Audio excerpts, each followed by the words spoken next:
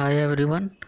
NCERT course की इस series में आज हम बात करेंगे क्लास 6 के सोशल स्टडी सब्जेक्ट के सामाजिक एवं राजनीतिक जीवन के यूनिट नंबर 3 की सरकार क्या है, इनके क्वेश्चनों को सॉल्यूशन लेंगे। तो चलिए शुरू करते हैं। फर्स्ट क्वेश्चन है, आप सरकार शब्द से क्या समझती हैं? एक सूची बनाइए कि किस तरह से सरकार आपके जीवन को प्रभावित करती है।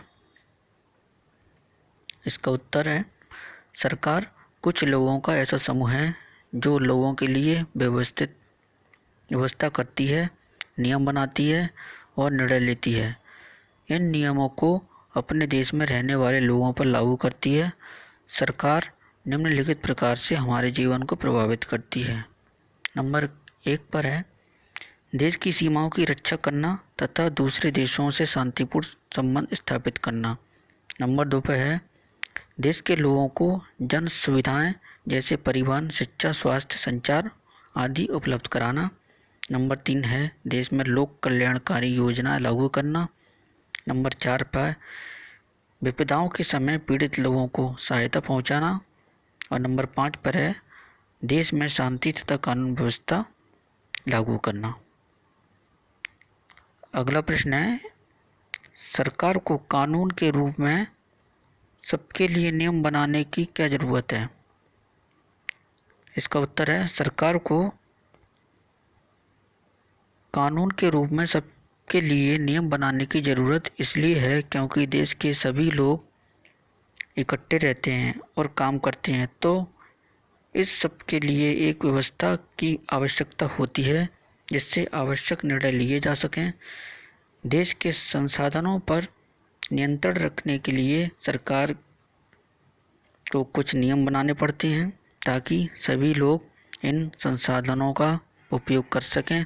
देश की शांति व्यवस्था बनाए रखने के लिए भी कुछ कानून बनाने पड़ते हैं क्योंकि देश का शासन सुचारू रूप से चल सके। अगला प्रश्न है, लोकतांत्रिक सरकार के आवश्यक लक्षण क्या हैं? लोकतांत्रिक सरकार के लक्षण नंबर 1 हैं, लोकतांत्रिक सरकार का चुनाव देश के सभी वयस्क नागरिकों द्वारा किया जाता है। नंबर 2, लोकतांत्रिक सरकार को अपने निर्णयों एवं उठाए गए कदमों का आभार बताना होता है और सफाई देनी होती है। अगला प्रश्न है, महिला मताधिकार आंदोलन क्या है? इसकी उपलब्धि क्या थी? महिलाओं द्वारा मताधिकार के आंदोलन चलाया गया था। इस आंदोलन को महिला अधिकार आंदोलन कहा जाता है। पूरे यूरोप और अमेरिका में महिलाओं को सरकार के कार्यों में भागीदारी का अधिकार नहीं था। महिलाओं को सरकार के कार्यों में भागीदारी के लिए संघर्ष करना पड़ा।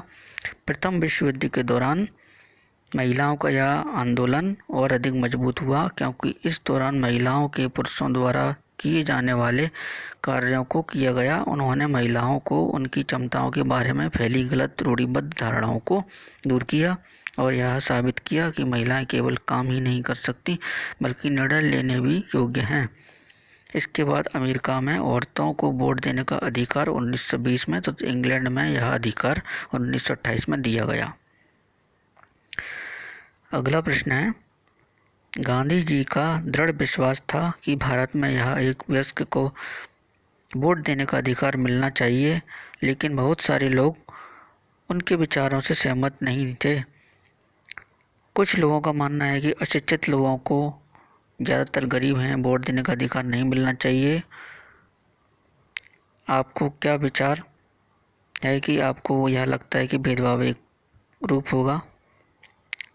इसका उत्तर है, हमारे विचार से भारत के सभी वयस्कों को वोट देने का अधिकार मिलना चाहिए। इन वयस्कों में अशिक्षित और गरीब लोग भी शामिल हैं क्योंकि वोट देने के अधिकार का अर्थ है शासन में भागीदारी।